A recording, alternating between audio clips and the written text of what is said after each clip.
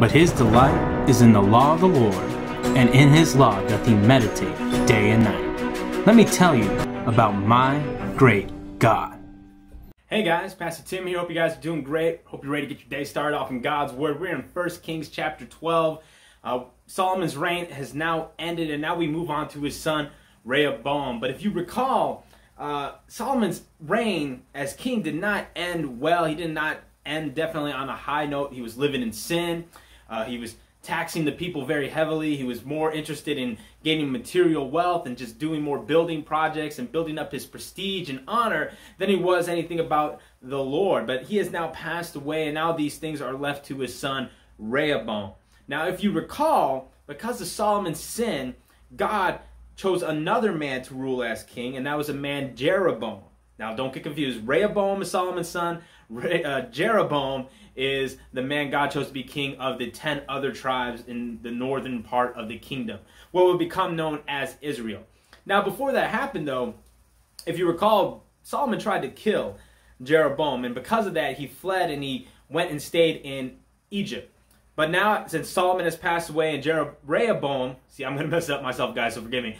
Now, Rehoboam is made king. Jeroboam comes out of Egypt, and he comes with the rest of Israel, and they actually go to Rehoboam, and he gives him a chance. He says, hey, if you rule better than your father did, and specifically they were talking about if you lighten the yoke upon us, and what they're referring to is the taxes that Solomon imposed upon the people. They were very heavy, they were very taxing. The work program that he required of the people to help build these things that he's seeking to build, he's like, if you lighten those things, we will follow you. We will be your servants.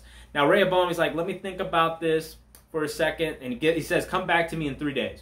So the people leave. Rehoboam, he goes and he talks to the older advisors first, the older men that were advisors during Solomon's reign as well. He says, what should I do? And they tell him some good stuff. They're like, hey, if you listen to the people, if you hearken to their voice, lighten the taxes and such, and speak kindly unto them, they will be your servants forever. If you treat them right, if you show yourself to be a servant unto them as well, they will be your servants forever. Well, Rehoboam heard that, and I guess it didn't sit too well with him because he went to the younger advisors, the guys that just grew up with him, and they're all like, hey, no, you got to lay down the law. You got to show them who's boss, all right? You said you think my father was bad? I'm going to be worse than him. I'm going to be harder than him because I'm a greater king than him, all right? I'm going to increase your workload. I'm going to increase your taxes. You think you could come in here and tell me what to do?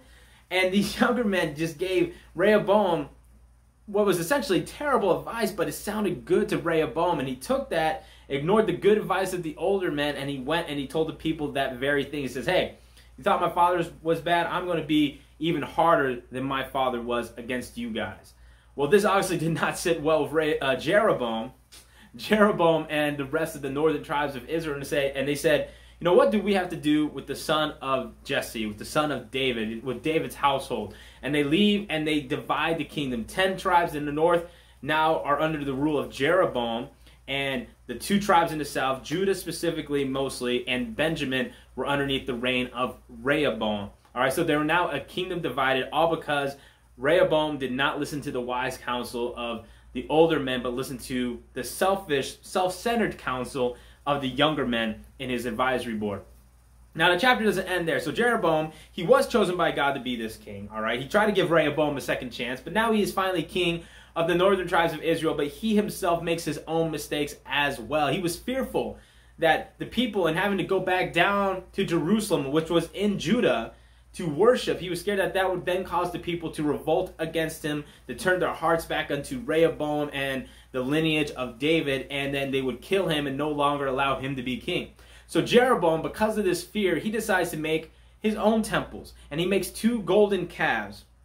Does that sound familiar? He makes 2 golden calves, much like they did back in the book of Exodus, and says, Israel, behold your gods, which delivered you out of Egypt, which makes no sense because that's obviously not true. And if these guys remembered their history, they would know that these golden calves were very reminiscent of what Aaron did back in the book of Exodus, and realized that these were false idols that they should not worship.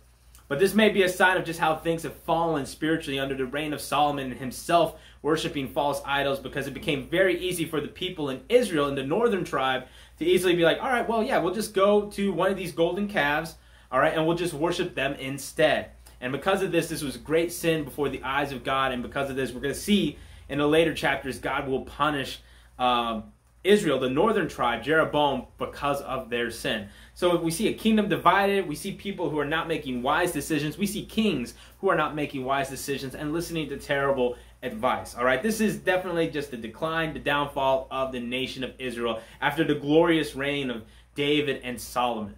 All right, and that's what sin does. Sin is a great divider, it's a great destroyer, and it brings shame and defeat to those all involved with it. Now, my main thing from today's chapter has to do with the first half, with Rehoboam and the counsel he sought. All right, now the Bible does make a distinction between older men and younger men in this chapter, and that's not to say that younger men are dumb and they don't know anything, but they do lack experience. And that's not to say that older men are all wise and they're always right, because we know that not to be true as well. But what it does show us is that it is important who we listen to, the advice we do allow to come in our life. Rehoboam, he did not listen to the wise counsel of the older men because it was something he did not want to do. All right, it required sacrifice on his part. It required him to humble himself. All right, these men gave good advice. They pretty much said, hey, to be a good leader, you got to learn how to be a servant as well. And we see that in the life of Christ. But he rather listened to the younger men's advice, all right, to these yes men that were around him. And it's very important, guys, don't surround yourself with yes men who only tell you the things you want to hear. All right, and he chose to listen to their advice solely because it sounded good to his ears, and it meant that he would still be in power. And it was a very selfish thing. All right, if the people you're allowing to influence your life are influencing you to only think about yourself, all right, and doing things for yourself only, and cause you to become more selfish and self-centered in your life, be careful. All right, seek the advice of godly counsel. Seek the advice of people that want to see you grow in the Lord and want to see you glorify God with your life, not simply seeking your own self-gratification and satisfaction. Rehoboam didn't do that, and it caused him to lose even more than half of his kingdom that he inherited from his father. That's all I got for today's chapter, guys. I hope you have a great day. Stay safe, stay healthy. God bless.